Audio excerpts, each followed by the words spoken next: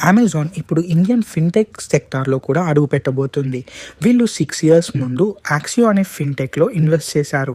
వీళ్ళకి 8% స్టేక్ ఉంది ఆ కంపెనీలో. ఇప్పుడు వాళ్ళు ఆ కంపెనీని టోటల్ అక్వైర్ చేయాలి అని అనుకుంటున్నారు. ఈ డీల్ యొక్క టోటల్ వర్త్ వచ్చేసి $190-200 మిలియన్ మీడియా రిపోర్ట్స్ ప్రకారం చూసుకున్నట్టయితే.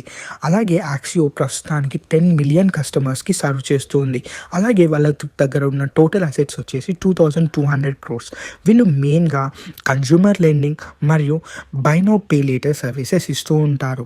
అయితే ఇక్కడ దీని ద్వారా అమెజాన్ ఇంకా కూడా వాళ్ళ క్రెడిట్ ఆఫరింగ్స్‌ని ఇంప్రూవ్ చేయాలి అని అనుకుంటుంది. మెయిన్‌గా ఎక్కడైతే అండర్ సర్వ్డ్ మార్కెట్స్ ఉన్నాయో రూరల్ అండ్ సెమీ అర్బన్ ఏరియాస్‌లో అక్కడ వీళ్ళు ఇంప్రూవ్ చేసుకోవాలి అని అనుకుంటున్నారు. అలాగే ఇండియన్స్ ఫిన్‌టెక్స్ మార్కెట్ కూడా వరల్డ్‌లోనే ఫాస్టెస్ట్ గ్రోయింగ్ కూడా. అండ్ ఇక్కడ మనం చూసుకున్నట్టయితే 2025 ఎండింగ్ వరకు మనకు $1.3 ట్రిలియన్ మార్కెట్ క్యాప్ సైజ్ ఉండబోతుంది. సో కాబట్టి బిఎన్పిఎల్ మార్కెట్ కూడా ఎక్కడైతే ఈ యాక్సియో అనేది కీ ప్లేయరో అక్కడ కూడా ఒక ఎక్స్పోనెన్షియల్ గ్రోత్ని మనం చూసాం. సో 2021లో మనం బిఎన్పిఎల్ మార్కెట్ చూసుకున్నట్టయితే ఆన్లైన్లో వీళ్ళకి జస్ట్ 5 మిలియన్ కస్టమర్స్ మాత్రమే ఉండేవాళ్ళు. ఆఫ్లైన్లో చూసుకున్నట్టయితే 2 మిలియన్ కస్టమర్స్ మాత్రమే ఉండేవాళ్ళు. కానీ మనం 2026 ఎండింగ్ వరకు ప్రొజెక్షన్ చూసుకున్నట్టయితే ఆన్లైన్లో 30 మిలియన్ కస్టమర్స్ అలాగే 22 మిలియన్ కస్టమర్స్ ఆఫ్లైన్లో వీళ్ళకి దొరకడానికి ఛాన్సెస్ ఉన్నాయి.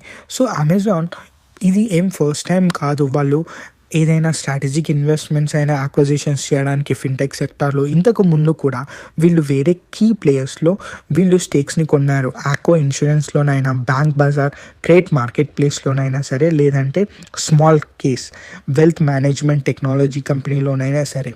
అలాగే ఈ అక్విజిషన్స్ మెయిన్‌గా యాక్సియో యొక్క సిగ్నిఫికెంట్ ప్లేయర్ ఏంటి అని అంటే ఎందుకంటే అమెజాన్కి ఇది ఎన్బిఎఫ్సి లైసెన్స్ని కూడా తీసుకురావడానికి ఛాన్సెస్ ఉంటాయి. సో దీని ద్వారా యాక్సియో డైరెక్ట్గా చాలామంది కస్టమర్స్కి లెండింగ్ ఇవ్వడానికి ఛాన్సెస్ ఉంటాయి. అండ్ యాక్సియో యొక్క బిఎన్పిఎల్ ఎక్స్పర్టైజ్ ఏదైతే ఉందో అది అర్బన్ అండ్ రూరల్ మార్కెట్స్లో సర్వ్ చేస్తూ ఉంటుంది. So digital marketing, digital lending టోటల్గా అమెజాన్ కంట్రోల్ చేయగలుగుతుంది. అలాగే అమెజాన్కు ఉన్న డీప్ పాకెట్స్ ఏవైతే మనీ ఉన్నాయో అవి కూడా ప్లస్ టెక్నాలజికల్ ఎక్స్పర్ట్స్ ద్వారా వీళ్ళు ఈజీగా వేరే కాంపిటీషన్ని ఈజీగా వీళ్ళు దాటేయగలుగుతారు. అలాగే గ్లోబల్గా కూడా అమెజాన్కి ఫిన్‌టెక్ ఇండస్ట్రీ యొక్క ఇన్నోవేషన్స్ గురించి కూడా తెలుసు. యూఎస్లో అమెజాన్ పే వీళ్ళు మేనేజ్ చేస్తారు. అలాగే మెక్సికో అండ్ బ్రెజిల్ లాంటి కంట్రీస్లో వీళ్ళు మైక్రో క్రెడిట్ ప్రోడక్ట్స్ని కూడా వీళ్ళు ఇంట్రడ్యూస్ చేశారు అలాంటి మార్కెట్స్లో. అండ్ అమెజాన్ పే ఇండియాలో 5th బిగ్గెస్ట్ యూపీఐలో ట్రాన్సాక్షన్స్ ప్రాసెసింగ్లో చూసుకున్నట్టయితే మేలో వీళ్ళు దగ్గర మే 2024 వరకు. అలాగే వీళ్ళు యాక్సియో కంపెనీ ఏదైతే ఉందో దాని దగ్గర అసెట్ ఏయుఎం టోటల్స్ కలిసి 2200 క్రోర్స్ ఉన్నాయి. అలాగే యాక్సియో ఇంటిగ్రేషన్ ఏదైతే అమెజాన్లో జరుగుతుందో సో దీని ద్వారా మనం బిఎన్పిఎల్లో ఒక స్ట్రాంగెస్ట్ ప్లేయర్ని చూడొచ్చు. ఇప్పుడు నార్మల్గా బిఎన్పిఎల్లో మిగిలిన ప్లేయర్స్ ఎవరు ఉన్నారంటే సింపుల్ కావచ్చు, లేజీ పే కావచ్చు, బజాజ్ ఫైనాన్స్ కావచ్చు, జస్ట్ మనీ లాంటివి ఇప్పటికే మార్కెట్ని డామినేట్ చేస్తూ ఉన్నాయి. కానీ వాటన్నిటికీ కూడా ఇది ఒక సిగ్నిఫికెంట్ ఛాలెంజ్. అండ్ ఇవన్నీ చూసుకున్నట్టయితే చాలా ప్రామిసింగ్గా ఉంటుంది అనిపిస్తుంది అమెజాన్కి. కానీ ఇక్కడ ఇంకా కొన్ని ప్రాబ్లమ్స్ ఉన్నాయి. మెయిన్గా ఏంటి అంటే ఆర్బీఐ ఇప్పటికే డిజిటల్ లెండింగ్ నార్మ్స్ ఏవైతే ఉన్నాయో వీటిని చాలా ఎక్కువగా టైటన్ చేస్తుంది. ఎందుకంటే కస్టమర్ ప్రొటెక్షన్ గురించి. అండ్ యాక్సియో మిగిలిన ఫిన్‌టెక్ కంపెనీస్ లాగానే ఇలాంటి రెగ్యులేషన్స్లో చాలా కేర్ఫుల్గా థ్రెడ్ చేస్తూ ఉన్నారు. అలాగే అమెజాన్ యొక్క బ్రాడర్ స్ట్రాటజీ ఏంటో దాంట్లో యాక్సియో యొక్క ఇంటిగ్రేషన్ కరెక్ట్గా వర్క్ అవుతుందో లేదో అని కూడా మనం చూసుకోవాలి. అండ్ ఇక్కడ యాక్సియో కూడా లాస్ట్ ఇయర్ చాలా బాగా పర్ఫామ్ చేసింది.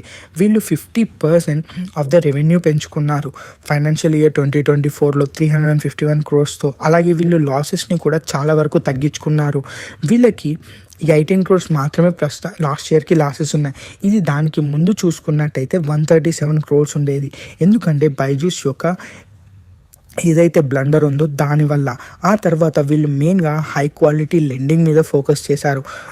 సో దానివల్ల వీళ్ళు ఇలాంటి రెవెన్యూని పెంచుకోవడమైనా, లాస్ని తగ్గించుకోవడమైనా చేశారు. థ్యాంక్ యూ వెరీ మచ్ ఈ వీడియోని చివరి వరకు చూస్తున్నందుకు.